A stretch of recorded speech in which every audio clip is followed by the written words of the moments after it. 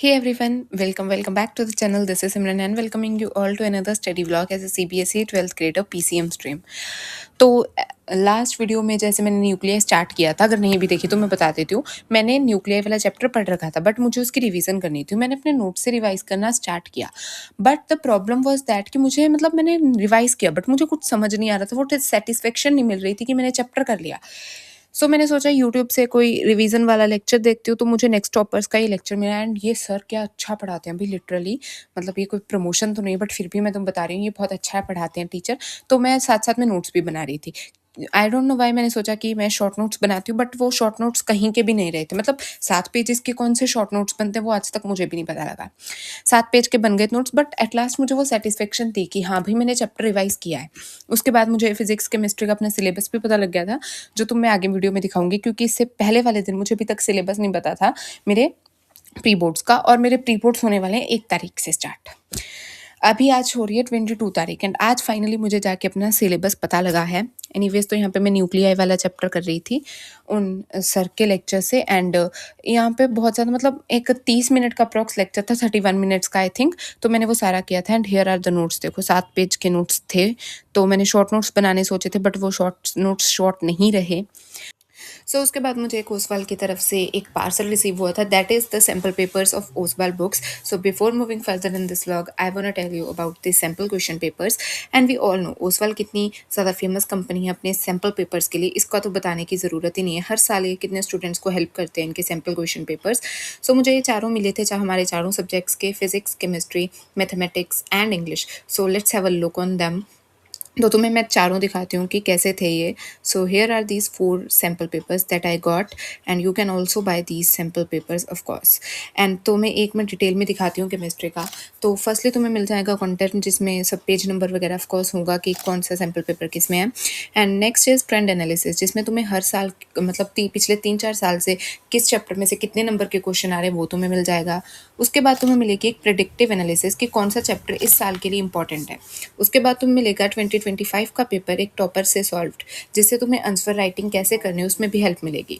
उसके बाद तुम्हें मिल जाएंगे हर चैप्टर के mind maps and on tips notes, जिससे हर चैप्टर को तुम रिवाइज कर सकते हो अच्छे से।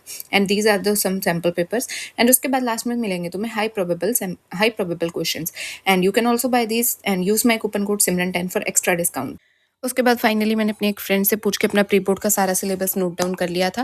भाई केमिस्ट्री में तो माना 5 चैप्टर है, चलो वो भी ठीक है, वो तो पहला एग्जाम है केमिस्ट्री का, तो जब भी हो जाएंगे। बट फिजिक्स में भाई लिटरली 7 चैप्टर, केमिस्ट्री के बाद लगातार अगले दिन ही फिजिक्स का पेपर है, इतने चैप्टर कैसे होंगे? I have a general question.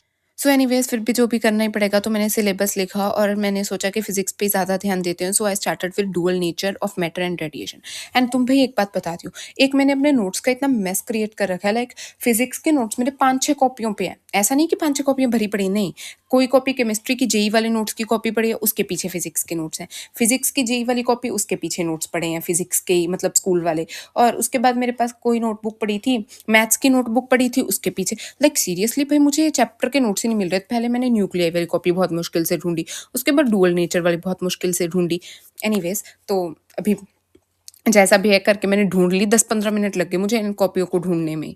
Anyways तो मैं यहाँ पे मैं तुम बता देती हूँ कि मैं आशु सर का लेक्चर था एक 51 मिनट्स का, वो देख रही थी, जो मैंने सिर्फ 12-13 मिनट का देखा, जिसको देखने में मुझे आधा घंटा नहीं यार, 15 मिनट लगे होंगे।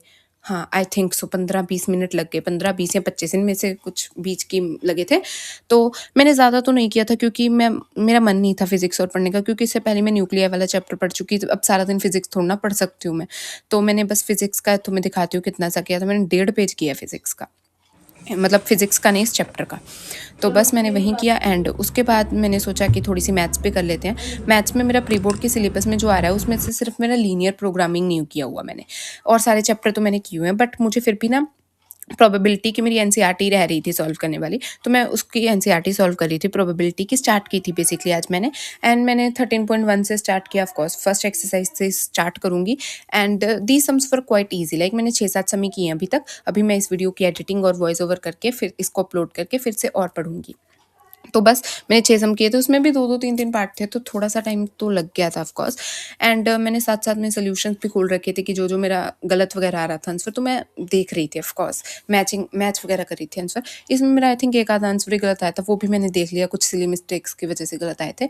बाकी ये चैप्टर अभी तक तो ईज़ी है, मतलब स्टार्टिंग में ईज़ी था, जो लास्ट सेकंड टॉपिक आया था बेस थ्योरम वगैरह, मुझे वही इस चैप्टर में डिफ़िकल्ट लगी थी, बाकी सारा chapter it's quite easy I think so according to me. बाकी तुम अपना बताना कि तुम्हें ये चैप्टर कैसा लगा।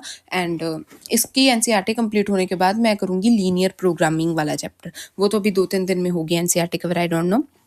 सो यहाँ पे ये सम तो मैंने सॉल्व किए थे। So that is it for this vlog guys. If you are new make sure to subscribe, we are super close to 200 subscribers, so make sure to subscribe and like this video and comments में बताना तुम्हारे pre board कब से हैं। So bye bye, take care.